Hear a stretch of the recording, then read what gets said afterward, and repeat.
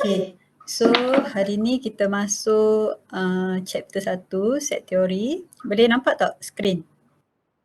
Slide. Boleh. Okay, so untuk chapter 1, set teori. Okay, theory of set. Okay, so dalam chapter ni kita akan tengok introduction.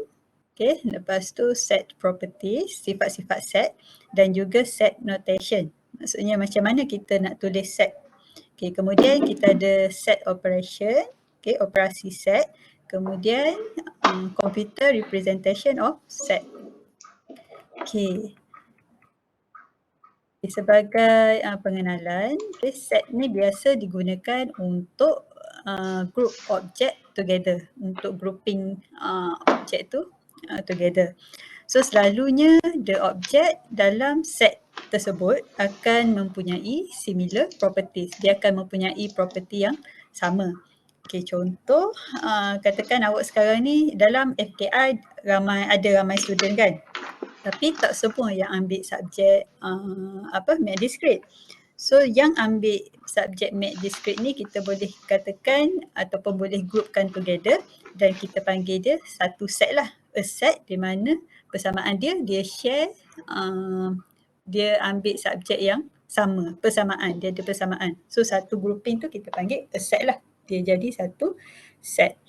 Okay, so untuk definition dia, a set is an unordered collection, okay, yang dipanggil elemen ataupun members of the set. Okay, contoh, sekejap saya try. Okay, so tadi saya kata dalam FKI ni kan dia ramai student kan. Okay, dalam ni ada ramai student. Dalam ni katakan orang yang ambil subjek Mat Discrete tadi. So dalam ni ada ramai lah. So elemen ataupun orang yang ada dalam ni kita panggil sebagai elemen lah. Ataupun members. Members kepada set. Mungkin yang ambil tu nama dia siapa? Tolut. So Tolut tu adalah members kepada set tersebut lah. Okay. Members ataupun elemen kita panggil.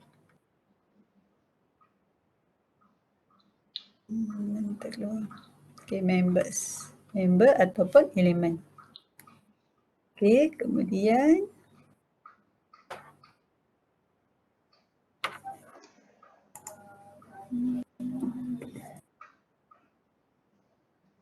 okay, so biasanya kita akan tulis contoh kalau Tolut tadi saya wakilkan dia dengan huruf A.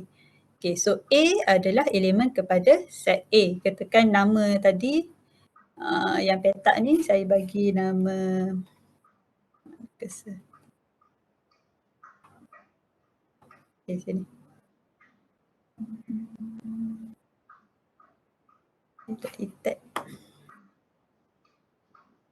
Okay, katakan nama petak ni adalah A yang merangkumi kesemua student FKI. So yang Tolut tadi saya katakan dia A kan, nama dia A. So A ni adalah elemen kepada set A. Okay, silap A besar duduk sini. A ni menggambarkan yang ambil Mat Discrete. So A ni ada dalam capital A. Tolut tadi adalah elemen kepada set A. So ini simbol dia lah. Maksudnya A ni elemen kepada capital A. Okay, kemudian kalau dia bukan set kepada A, katakan A ni dia duduk di luar. Okay, Tolut ni duduk sini. So A ni bukan elemen kepada set A. Sebab dia duduk di luar A. So itu simbol bila dia bukan elemen lah. Okay, kemudian set usually denoted by uppercase letter dan elemen biasanya denoted by lowercase letter. So nama set tu biasa kita namakan dia dengan huruf besar lah, capital letters, dan elemen tu huruf kecil.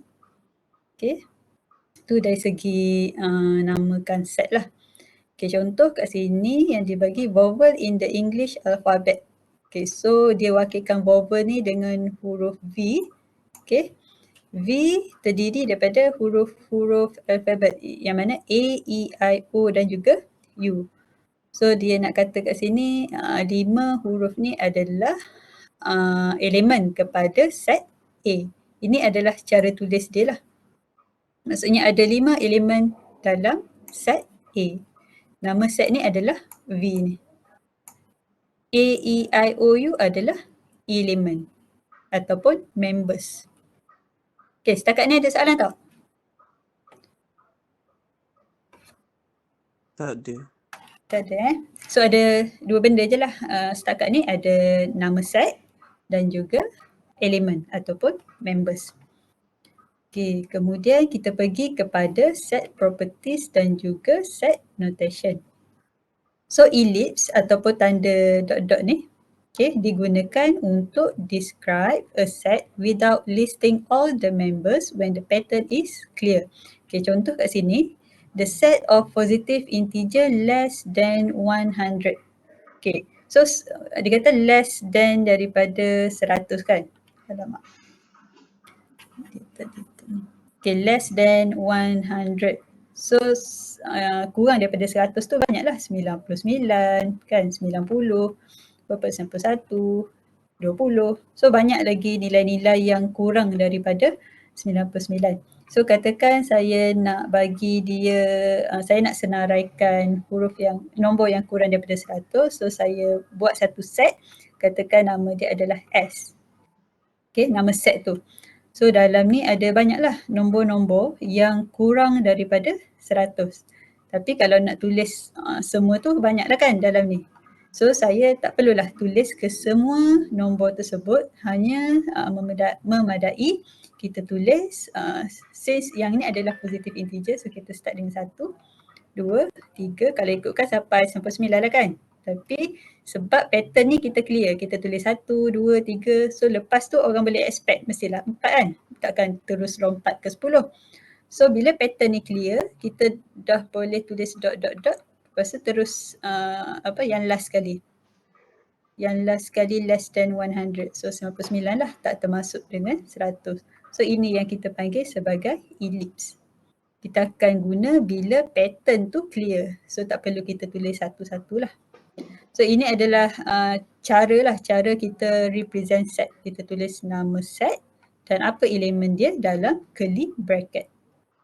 Okay, so kita akan tengok baliklah cara tulis dia lepas ni. Okay, yang ni dia nak bagi contoh untuk case ellipse tadi lah. Okay, kemudian kita ada lagi satu cara macam mana untuk describe a set adalah dengan menggunakan boulder notation, di mana kita akan characterize all the element in the set by stating the properties they must have to be a members. Okay, contoh kat sini dia bagi set of all natural number that are greater or equal to 2. Yang besar daripada 2 ataupun sama. Okay, yang besar daripada 2, katakan nombor-nombor tersebut saya wakilkan dengan huruf X. Okay, so X ni mestilah greater or equal to 2. Okay, ni syarat dia. Dia nak nombor yang besar ataupun sama juga dengan 2. So X lagi besar ataupun sama dengan 2. And less than 5. Less than 5. So ini adalah interval dia lah untuk this case. So cara set builders ni, dia akan characterize all the element in the set by stating the properties that must have. So ini adalah properties dia lah. Maksudnya nilai tu mesti berada di antara this interval, lebih besar ataupun sama dengan 2, lebih kecil daripada 5. So yang ni cara tulis dia. Kalau ikutkan dari sini awak dah tahu kan jawapan dia, nilai X tu adalah 2, 3 dan 4. Kan, sebab 2 lebih besar ataupun sama juga dengan 2, so kita start dengan 2 lah, 2 sampailah 4 sebab dia less than 5. So kat sini dia bagi contoh cara tulis. Okay, katakan yang ni dibagi nama A. So A, nama set dia, equal to, okay, dalam curly bracket, katakan nombor-nombor tersebut diwakilkan dengan X. So X ni adalah, ni cara tulis, apa kita panggil, given that, cara baca dia. So X, given that X ni adalah natural number, sebab dia kata dia nak natural number. Okay, di mana X tu mestilah, X tu mestilah ni lah, atas tak keluar syarat dia tadi. Okay, so yang ni kalau awak tak faham macam mana nak tulis pun tak ada masalah. Yang ni antara cara macam mana nak baca set je lah. Okay, so maksudnya daripada sini, daripada maklumat yang dibagi dalam soalan, macam mana nak transfer kepada this type of writing ni. Okay, tapi at the end jawapan dia still dapat sama lah. 2, 3 dan juga 4. Okay, so yang ni kalau tak faham lagi pun tak apa. Sebab yang pentingnya awak tahu macam mana nak keluarkan info daripada soalan. Okay. Kemudian, okay, so yang ini penting. Ada beberapa set. Okay, yang pertamanya natural number. Okay, nombor-nombor natural. So nombor natural ni biasa kita tulis simbol dia sebagai capital N. Okay, capital N. So set untuk capital N ni, nombor-nombor natural adalah dia bermula dengan nombor kosong. Okay, 1, 2, 3 sehinggalah positive infinity. Kita tak tahulah sampai bila sebab dia buat dot ni kan. So sehinggalah positive infinity lah. Tapi dia start dengan kosong. So ini adalah nombor-nombor natural. So kalau nanti jumpa dalam soalan, dia tak bagi tahu nombor ni, dia just sebut condition dia adalah natural number. So awak kena tahu natural number tu apa. So nombor natural tu bermula daripada kosong sehinggalah positive infinity. Okay. Kemudian untuk nombor integers, simbol dia adalah Z. Okay, so integers ni boleh jadi sama ada kosong, okay, positif dan juga negatif. Kosong, positif dan juga negatif. Sehinggalah negatif infinity dan positif infinity.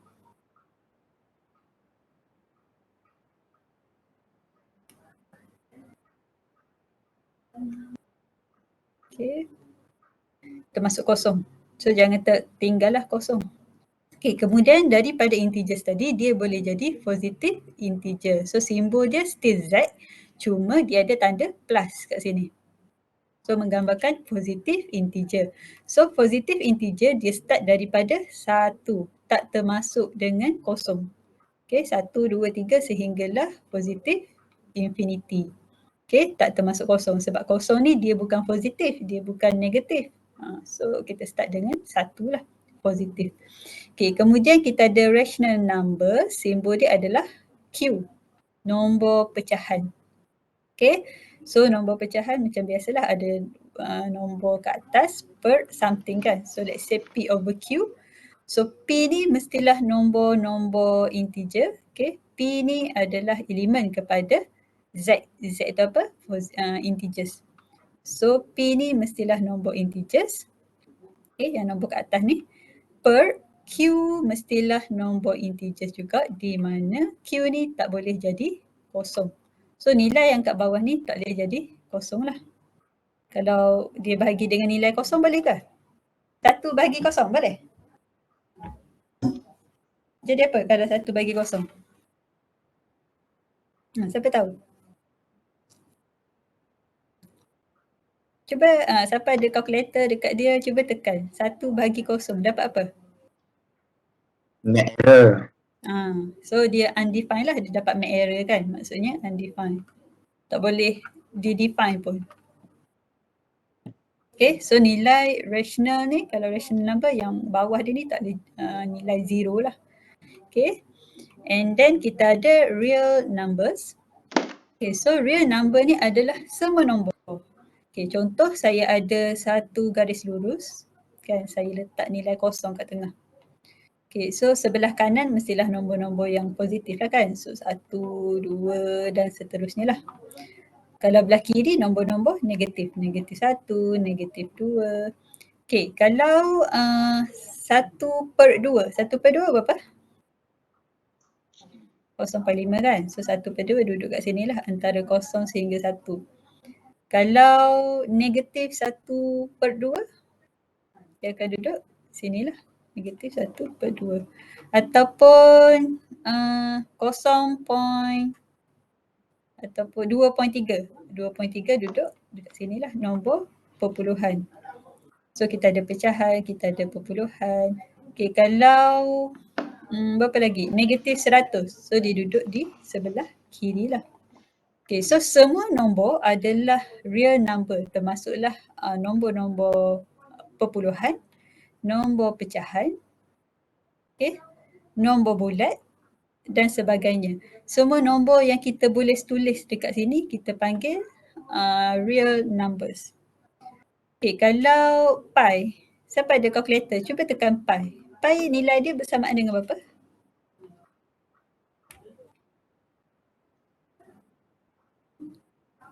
Cuba tekan pi. Dalam calculator ada pi kan? 3.142. 3.142 something lah.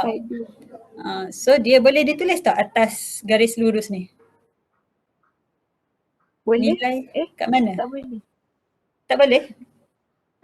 Kenapa tak boleh? Dia ada nilai kan? 3.1. Boleh. Boleh lah. Kat mana? Belah kanan sini ke belah kiri?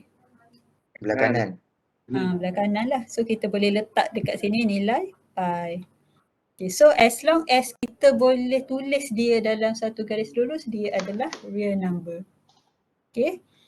Tak kira lah dia perpuluhan ke, pecahan ke, semua tu adalah real number. Okay, kemudian kita ada positive real number. So simbol dia R dan ada tanda positif. So maksudnya daripada real numbers tadi, kita just ambil nombor-nombor yang positif. So nombor yang positif tu bermula daripada apa? Kalau untuk real number ni. Okay, dia akan bermula dengan nombor positif start dengan apa? Kosong tak termasuk lah sebab dia bukannya positif. 1. Okay, 1. Kalau 0.5 bukan ke? Boleh. Ya. Real number boleh. Nilai. Ya, so 0.5 pun boleh ditulis lah sebab dia real number juga kan dan dia positif. Okay, so kalau 0.3? Boleh. Boleh juga. So kita nak start dengan nombor berapa ni? 0.1. 0.1. 1. Kalau 0.01? Boleh juga kan? Boleh. Boleh. Ataupun 0.0001 pun still dah jadi positif dah. Okay, so cara tulis dia positif real number tu nombor-nombor yang besar daripada kosong lah. Okay, tak termasuk kosong dan dia boleh jadi 0 point something lah, 0.001 ke kan, sebab kita tak tahu starting dia berapa. So kita just tulis, kita andaikan dia ni nombor-nombor yang lebih besar daripada kosong lah. Okay, tak termasuk kosong. Okay, kemudian kita ada complex number. So yang ni jaranglah keluar. Okay, complex number ni adalah gabungan real number dan juga imaginary numbers. So imaginary numbers pernah dengar tak sebelum ni? Imaginary nombor yang apa? Tak pernah. Tak pernah. Nombor bayangan. Simbol dia adalah I. Okay, real number awak tahu, nombor yang boleh ditulis di atas garis lurus ni kan, semua nombor. So complex number dia adalah gabungan real number dan juga imaginary number. Nombor yang tak dapat ditulis di atas garis lurus ni. Okay, contoh 3 tambah I. 3 tambah imaginary number. So 3 boleh ditulis kan? 3 duduk di sebelah kanan ni lah. 3. Tapi imaginary ni tak tahu nilai dia berapa. So ini adalah contoh complex number lah. Tapi yang ni jarang kita tekankan lah. So untuk natural number sehinggalah positive real number ni yang akan selalu kita jumpa lah. Okay, dalam soalan ataupun dalam exam ataupun nota lah. Okay, setakat ni ada soalan tak? Untuk this important set. Tak ada. Tak ada Okay. Okay, kemudian kita pergi kepada interval. Okay, let's say A dan B adalah elemen kepada R. R ni apa tadi? Real numbers. So kalau awak nak faham, kita ada satu set. Okay, dalam ni adalah nama dia adalah R, real number. Dalam ni ada A dan juga B. Okay, A, B adalah elemen kepada set R, di mana R ni adalah real number lah. Okay, dan dikatakan A ni kecil daripada B. Nilai A kecil daripada B. Okay, so we define untuk interval kita ada beberapa bentuk lah. Sama ada dua-dua tu petak macam ni ataupun dua-dua tu adalah bracket yang bulat ni ataupun gabungan. Okay, gabungan keduanya. Okay, so kalau dua-dua tu adalah yang petak ni, so maksud dia adalah bermula dengan A sehinggalah B. Okay, interval. Bermula A dengan B termasuklah A dan juga B ataupun cara tulis dia. Kalau kita wakilkan interval tu, nombor-nombor yang berada di antara interval tu adalah X. So X tu dia lebih besar daripada A, termasuklah A, dan dia lagi kecil daripada B, termasuklah B. Okay, contoh kalau saya tulis 2, 3. Bermula dengan 2, berakhir dengan 3, termasuklah 2 dan 3. So kalau kita tulis dalam bentuk macam ni, so kita andaikan nilai yang berada di antara this interval, kita namakan dia dengan X. So X ni berada di antara 2 dan 3, termasuklah 2 dan juga 3. So itu maksud dia lah. So kalau awak tengok daripada sini, berapakah nilai X? Contoh nilai X. Berapa? 2.5. 2.5. Lagi? 2.3. 2.3. Okay, so banyaklah nilai yang berada di antara this interval dan dia adalah real number. So bila real number ni banyaklah yang perpuluhan duduk di antara this interval. So kalau kita lukis ataupun tulis dia dalam suatu garis lurus, kita ada nombor 2 dan juga 3 kan. So nilai yang berada dalam this range ni banyaklah. Okay, dia boleh jadi macam-macam nombor kat sini. Okay, bukannya sekadar 2 dan 3 je, tapi banyak nilai yang berada di antara this interval. Okay, termasuk 2 dan 3 lah. Okay. Kemudian kita ada pattern yang seterusnya, A, B, cuma yang membezakan dia adalah sini yang petak, sini bulat. Okay, so bila ada yang bulat ni maksudnya dia tak termasuk dengan nilai tersebut. So kalau yang ni dia tak termasuk dengan B. So dia tak adalah tanda equal kat sini, dia less than B saja. Tapi kalau A dia termasuklah sebab dia ada petak bracket yang petak ni. So kalau kita tukar contoh 2 hingga 3 kat sini, tapi 3 ni yang bulat tu. Okay. So dia akan jadi X lebih besar ataupun sama juga dengan 2 sehinggalah 3, tapi tak termasuk 3. So kalau kita lukis, dia akan jadi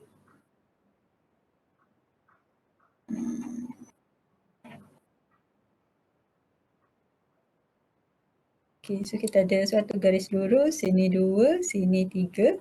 So dia termasuk 2 tapi tak termasuk 3. Okay. So nilai dia juga berada di antara 2 dan 3 ni, tapi tak termasuk 3 lah. Mungkin yang last kali tu 2.999 dan seterusnya lah. Kan dia ada banyak nombor tapi tak boleh termasuk dengan 3. So kalau kita senaraikan dia banyaklah. 2 kan. Lepas tu 2.1 dan banyak lagi lah sebenarnya. Okay, cuma point dia tak termasuk dengan 3 ni. Okay, tak termasuk. Okay, kemudian yang contoh ketiga dengan yang keempat ni ataupun yang ketiga ni dia terbaliklah daripada yang kedua tadi. Sini yang bulat, sini petak. So sini tak termasuk, sini termasuk. Termasuk dengan huruf B. Kalau kedua-duanya adalah bracket yang bulat, okay, contoh kat sini 2 sehingga 3. Tak termasuk 2 dan 3. So kat sini kalau cara tulis dia tak termasuk lah. X lebih besar daripada 2, lebih kecil daripada 3. So kalau kat sini, kat garis lurus ni dia tak boleh termasuk dengan 2 lah. Dan tak termasuk dengan 3. So untuk kedua-dua tu adalah bracket yang petak tu, so kita panggil yang ni close interval. Kalau dua-duanya adalah bracket yang bulat, so kita panggil open interval. Okay, kemudian kita ada juga unbounded set. Maksudnya biasanya kita akan guna infinity lah. Sama ada ianya positive infinity ataupun negative infinity. So contoh kat sini bermula dengan A, berakhir dengan positive infinity. So dia start dengan A kan, tapi tak tahu bila berakhir sebab dia sehinggalah positive infinity. So bila ada positive infinity kat sini, bracket dia ni akan sentiasa bulat lah sebab kita tak tahu nilai berapa infinity tu. Okay, so kalau kita tulis dalam bentuk this type, so X ni dia lebih besar daripada A.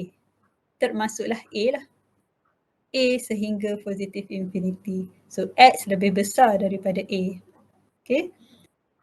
Kemudian sama juga kalau negative infinity, kita akan start dengan bracket yang bulat ni. Sehingga kalau yang ni dia nak bagi contoh sehinggalah B, tak termasuk B.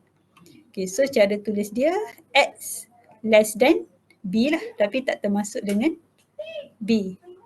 Tapi dia negative infinity. So kat sini dalam bentuk bracket yang bulat lah. Maksudnya kalau kat sini B sehinggalah negative infinity. Okay, kita tak tahu nilai negative infinity ni berapa. Okay, kalau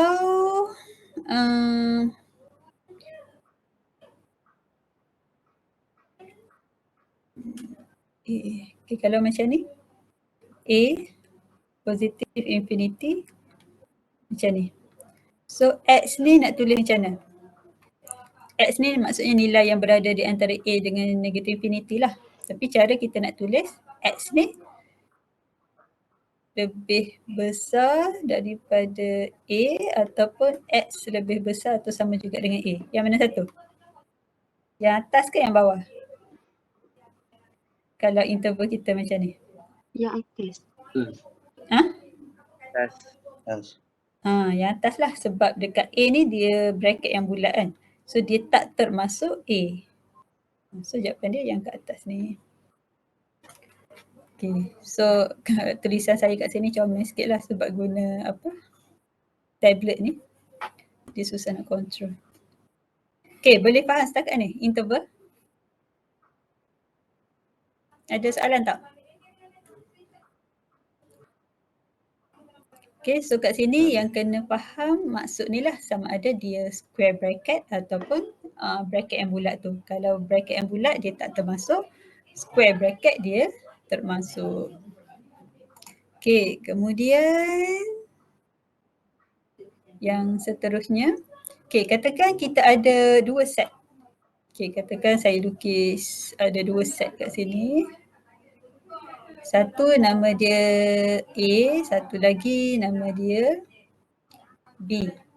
So katakan dalam A ni saya ada nombor 1 dan 2.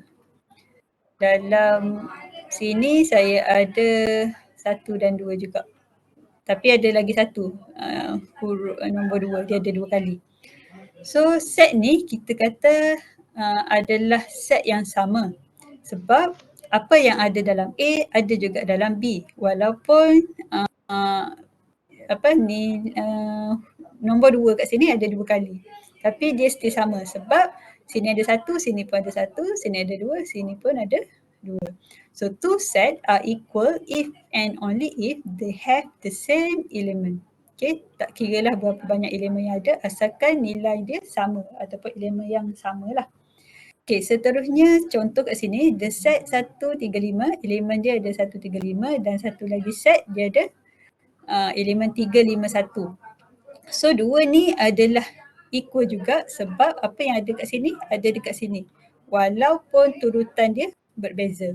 Kalau yang ni dia start dengan 1, yang ni start dengan 3, tak apa asalkan nombor yang ada dalam ni samalah. Okay, so the order in which the element of a set are listed does not important. Dia punya order tu tak penting. Okay, asalkan elemen dia sama. So itu adalah set yang equal lah. Okay, kemudian okay, kalau contoh seterusnya kita ada 2 set 135, satu lagi 1333, 555. So ini pun adalah equal set lah sebab dia mempunyai elemen yang sama. Dua-dua ada nombor 1, 3 dan 5. 1, 3, 5.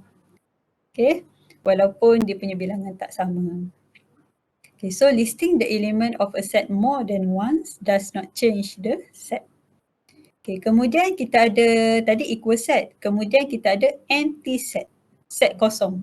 Ataupun nama lain dia adalah null set.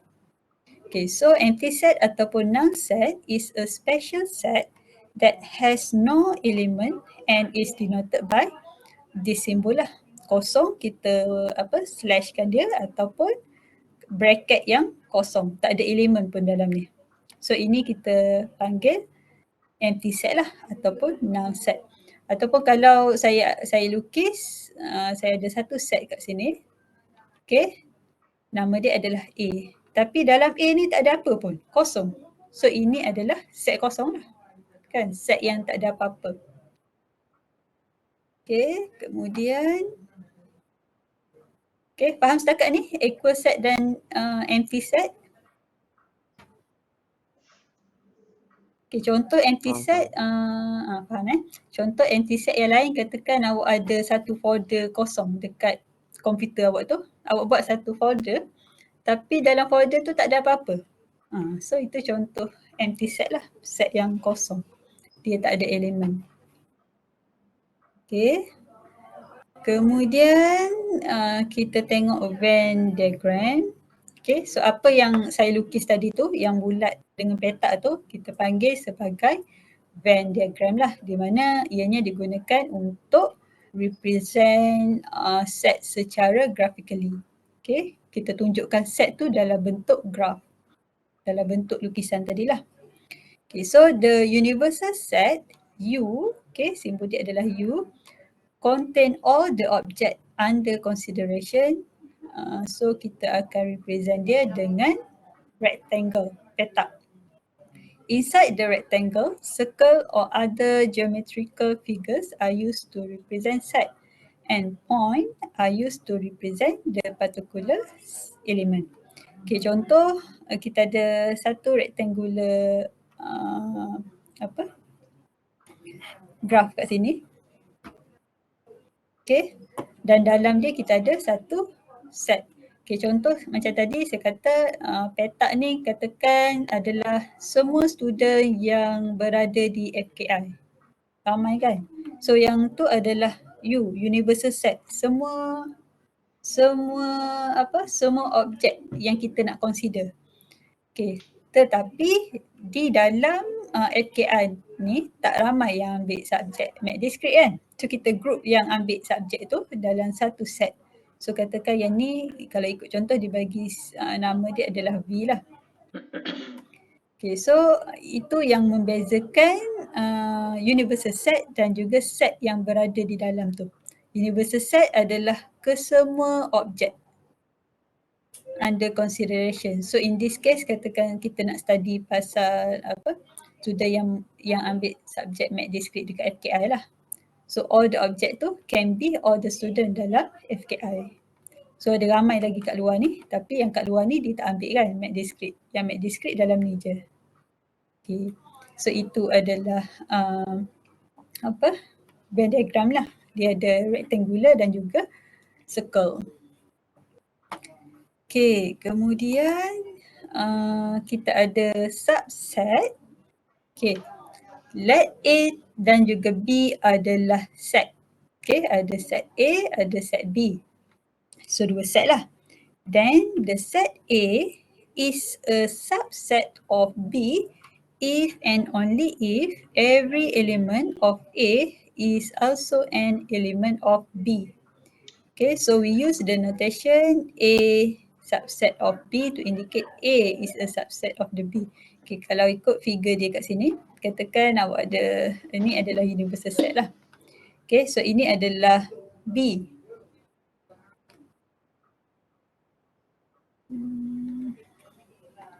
Okay, ini adalah B. Dalam B ada A, ada set lain. Nama dia adalah A. So A ni adalah B.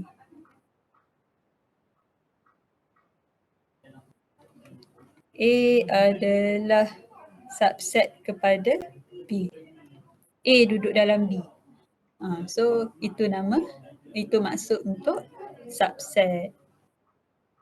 Okay, so berbezalah kalau tadi simbol elemen macam ni. Kalau simbol subset, palang tu duduk di bawah. A subset kepada B. Okay, contoh katakan dalam B, okay, sini ada B. B ni katakan dia ada elemen 1, 2 dan juga 3. Kan?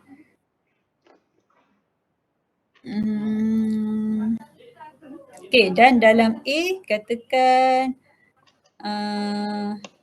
saya nak jadikan dia A. Dia dalam A tu ada 1 dan juga 3. So A ni adalah subset kepada B lah sebab 1 dan 3 ni juga berada dalam B. Dan 1 dan 3 ni ada juga dalam A. So apa yang ada dalam A ada dalam B. So A adalah subset kepada B. Okay. Kalau saya bulat kat sini, saya buat satu set lain kat sini. Nama dia adalah C. Tapi dalam C ni tak ada apa-apa. Adakah C tu adalah subset kepada B? Dalam C tak ada apa, kosong. Adakah C tu adalah subset kepada B? Siapa boleh jawab? Subset. Sebab? Sebab dia duduk dalam B juga. Betul. Sebab dia subset ni dia boleh jadi empty set juga. So empty set tu adalah subset kepada set tersebut. So dia boleh jadi subset jugalah. C tu subset kepada B. As long as dia duduk dalam B, dia adalah set lah. Okay.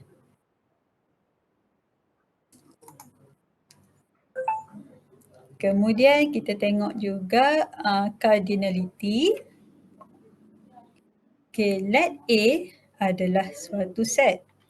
If there are exactly n distinct element in A, where n tu adalah non-negative integer, we say that A is a finite set and that n is cardinality of A. The cardinality of A is denoted by A dan juga ada tanda ni lah. Okay, katakan kita ada satu set. Dia ada A kan. Okay, so yang ni saya tak lukis lah. Dia dalam bentuk, katakan dalam bentuk macam ni. Okay, dalam ni ada katakan kita ada 1, 2 dan juga 3. So kalau kat sini awak nampak lah kita ada 3 elemen kan. Di mana elemen dia adalah 1, 2, 3 lah. Ada 3 members ataupun 3 elemen. So if there are exactly n. So n ni untuk contoh ni kita ada 3 elemen lah. Kalau kita ada exactly n, maksudnya kita dah tahu dah ada 3 je dalam tu. So yang ni adalah finite set lah. Okay. Kalau kita tak tahu, katakan dia letak dot belakang ni. Kita tak tahu kan sampai bila. So kita tak tahu sebenarnya berapa elemen yang ada dalam tu. So yang tu dia akan jadi infinite set. Infinity. Kita tak tahu sampai bila. So kalau kita tahu dia berapa, kita akan namakan dia sebagai finite set. Kalau kita tak tahu elemen tu sampai bila, so itu adalah infinite set. Okay. Okay, berbalik kepada finite set tadi, katakan kita dalam ni ada 3 kan. 3 elemen. Okay, so cardinality of A ni adalah berapa bilangan elemen yang berada di dalam A. So simbol dia adalah nama set A dan tanda cardinality adalah tanda garis lurus kanan dan kiri ni. So equal to 3. Sebab ada 3 elemen yang berada di dalam A. So cardinality tu adalah berapa banyak elemen je lah yang berada dalam set. So dalam A kita ada 3. So itu je lah maksud dia. Faham tak? Berapa banyak je. Berapa banyak elemen yang ada dalam set. Okay, contoh yang seterusnya ni, example 8. Okay, let A, okay, katakan kita ada satu set. Let A be the set of odd positive integer. Nombor ganjil positif integer. So kalau tak ada odd ni, kan, kalau dia kata set positive integer start dengan berapa tadi? Huruf berapa? Ha? 1. 1, okay. 1, 2, tapi yang ni dia kata yang less than 10 je. So kita ada 1, 3 sehinggalah berapa? 9 lah. 9. Okay, so sampai 9 sebab kita ikut syarat soalan lah. Dia kata dia nak positive integer yang less than 10. So 1 sehingga 9. Tetapi kalau dia kata nak yang odd sahaja, daripada nombor-nombor ni dia nak yang odd je. So nombor odd start dari berapa? Nombor ganjil. Nombor 1. Okay, 1, 2 ganjil ke? Tak. Tak. So 1, lepas tu 3 kan nombor ganjil. Lepas tu? 5. Okay, 5, 7 kan? 7. Lepas tu 9 tak? So kita ada 1, 3, 5, 7, 9. So berapakah ataupun berapa cardinality of A sekarang? 5. 5 lah. Okay, 5. Pandai pun. So ada 5 elemen dalam A. So cardinality dia 5 lah. Okay, cuma dekat sini yang awak kena, sebelum awak jawab ni, maksudnya awak kena faham lah apa elemen yang ada dalam A mengikut syarat dia ni. So kalau kat sini katakan awak tak ingat integers tu start dengan berapa so tak boleh jawab lah. Walaupun sebenarnya dia simple je kan soalan, dia nak tahu berapa elemen. Tapi kalau apa yang disenaraikan ni salah, so salah lah dekat sini. So sebab tu yang pentingnya awak kena ingat integers tu start daripada mana. Kalau real number start daripada mana. Kalau apa lagi, natural number dia start dengan apa. So yang tu kena ingat lah. Okay. So seterusnya, okay, kita go ke next slide.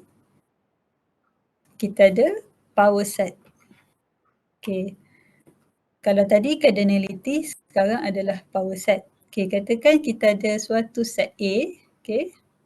The power set of set A is the set of all subset of the set A and is denoted by this symbol. So kalau kita ada set A, power set of set A adalah P. P ni adalah power lah, power set dalam bracket nama set tu. So in this case our set is A. So power set of A. So power set ni adalah semua subset of A. Okay, so it contain null or empty set set A itself and all set in the between. So if a set has n element, okay, katakan dalam set tu ada sebanyak n element, then its power set has 2 to the power of n element. Okay, katakan A tadi kita ada elemen dia adalah 2 dan 3 kan. Okay, so macam mana nak tahu berapa banyak power set? So cara dia adalah 2 kuasa berapa banyak elemen yang ada dalam ni? 2 kan? So 2 kuasa 2 kita akan dapat 4. So 2 kuasa n elemen.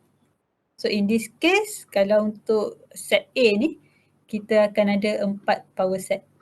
Okay, ataupun kita tukar balik sini, katakan saya tambah lagi 1 elemen, katakan 2, 3, 6. So berapa banyak power set untuk set A adalah 2 kuasa berapa banyak elemen yang ada ni? 3 kan? 3. Okay, so 2 kuasa 3 berapa? 2 kuasa 3 apa? 2 darab 2 darab 2.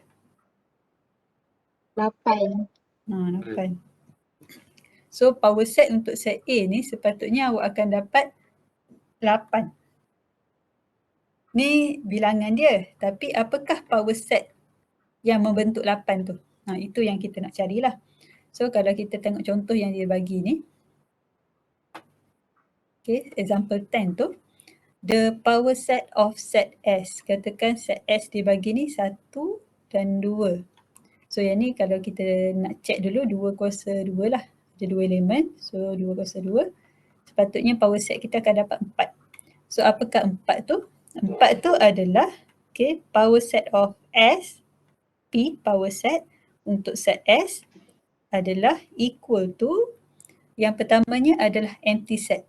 Okay, sebab dia akan mengandungi empty set.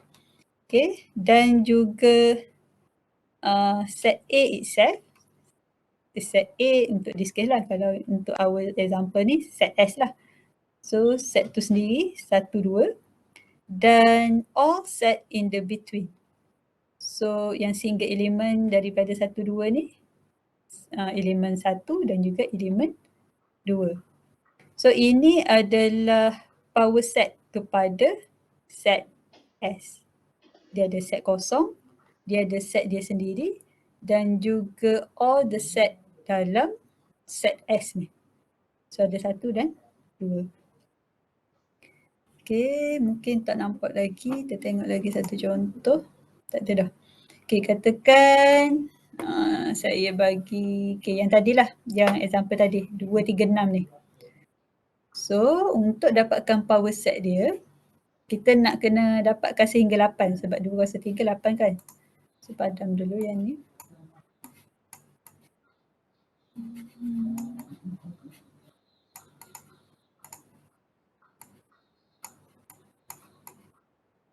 Okay, bilangan tadi untuk kita double check je lah. Okay, so kita buat dulu curly bracket, kita nak dapatkan dia punya power set. Okay, so kalau ikut dia punya definition, power set ni adalah set kosong. Okay, tulis je set kosong. Kemudian yang terakhir tu dia ada set dia sendiri. Set dia saling balik je lah. Ada 2, 3, 6. So, dah buat curly bracket. Okay, kemudian dia ada set in between. Maksudnya mungkin single set of 2, 3, 6 ni. So kita ada 2. Kita ada 3.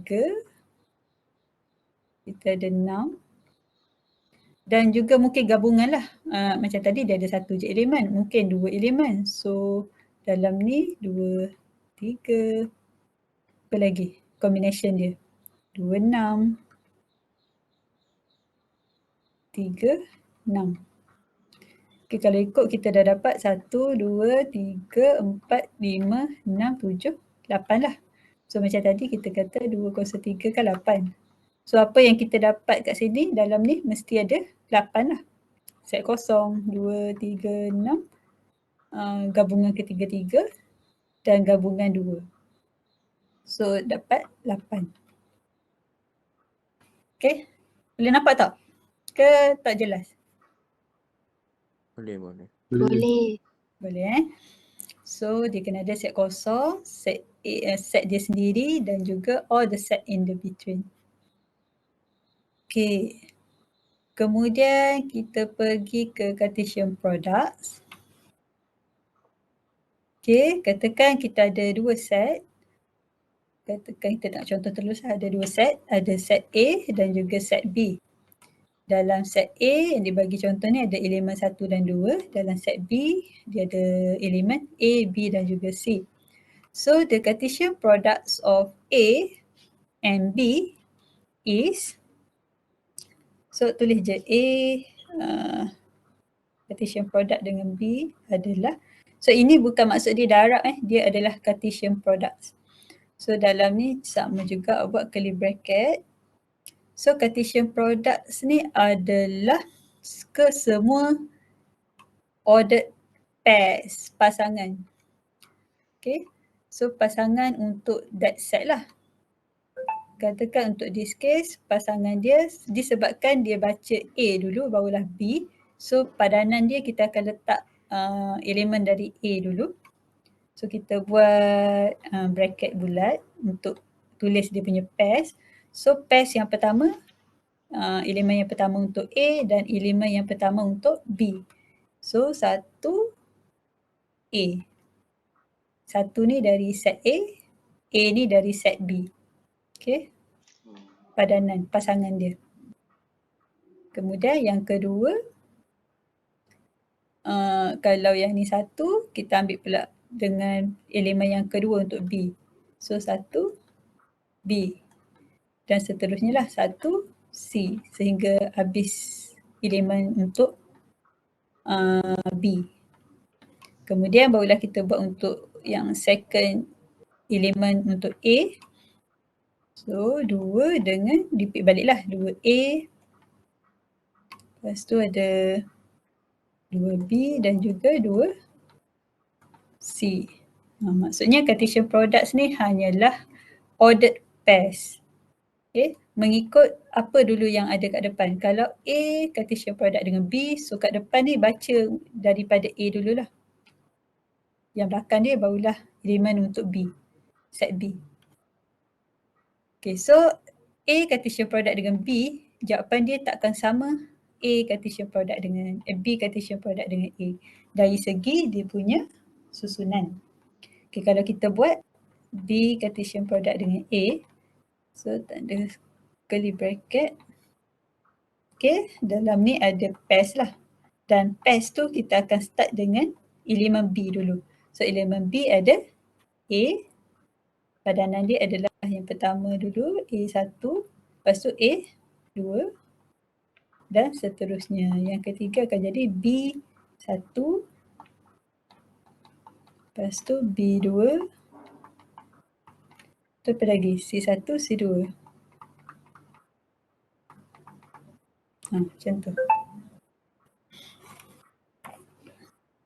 So kalau awak tengok jawapan untuk A Cartesian product dengan B dia takkan samalah Cartesian product A dan B dan A. So dari segi susunan dia lain. Yang ni satu A, yang ni A1. Okay.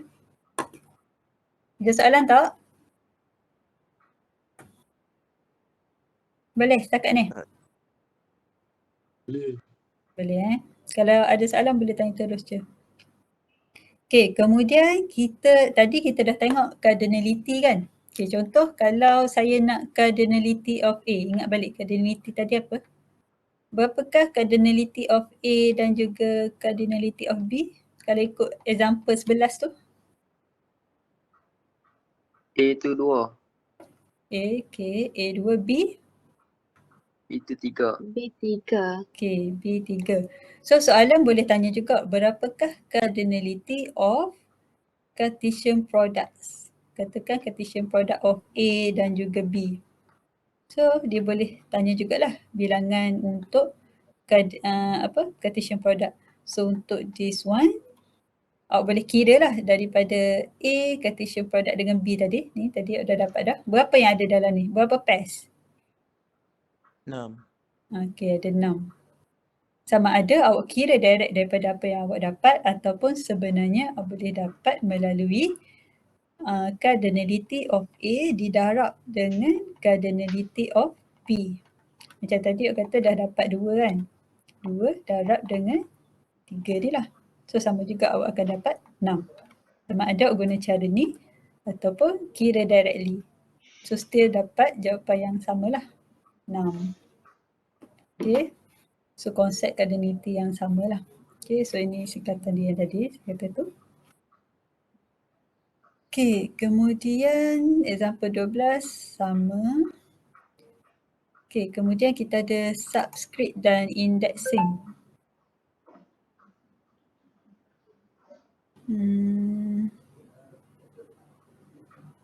Okay. Subscript dan juga indexing notation digunakan bila kita nak deal dengan large collection of object. Especially if there are similar. Contoh yang dibagi kat sini, katakan dia ada set A 1, set A 2, set A 3 sehinggalah set A infinity lah. So kalau kita nak generalkan benda ni, sebab kalau ikut dia ada banyak lagi kan, sebab dia ada dot ni, so mungkin A 10 kan, A berapa lagi, A 100, kita tak tahu sebab dia buat dot-dot. So untuk kita generalkan kesemua ni, kita tak adalah nak tulis semua sampai A 100 kan. So dia boleh tulis juga dalam this kind of writing lah. Maksudnya dalam curly bracket, katakan kita ada set A kan, nama dia semua sama, A. So A apa? Di mana nilai-nilai ni yang tanda soal ni adalah elemen kepada 1, 2, 3 tu adalah nombor-nombor positive integer kan. Dia start dengan 1, 2, 3 dan seterusnya. So itu adalah nombor-nombor integer lah. So that number yang berada di bawah tu adalah nombor positive integer. So saya tukar tanda soal tu dengan, katakan nak wakilkan dia dengan N. Okay, yang bawah ni N, di mana N tu adalah nombor-nombor integer lah. Okay, so kalau yang pertama, N yang pertama kan, nombor positive integer start dengan 1. So yang pertama kita dapat balik A 1. Kalau N tu adalah 1, nampak tak? Sekejap semula.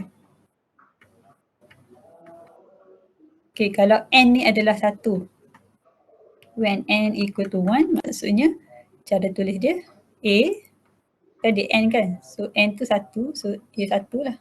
So kita dapat balik yang ni.